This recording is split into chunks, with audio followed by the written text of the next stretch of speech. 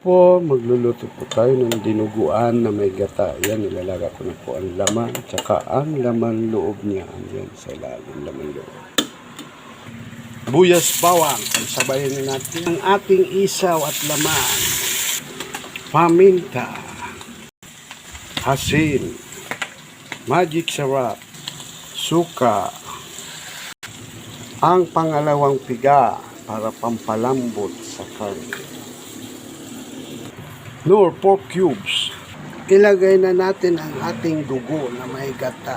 Dahan-dahan lang para hindi lumabnaw.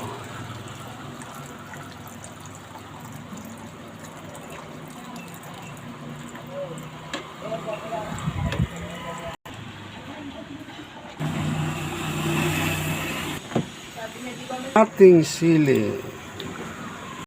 Ayan na po ang ating dinuguan na may gata. Ayan, lapuyot na siya. Ilagay na natin ang ating calamansi juice. Dagdag lasa, sarap. Okay na to ang ating dinuguan bicol. Ayan na siya. Liputok. Asin, masarap. Kain na po tayo. Dinuguan bicol. Let's eat na.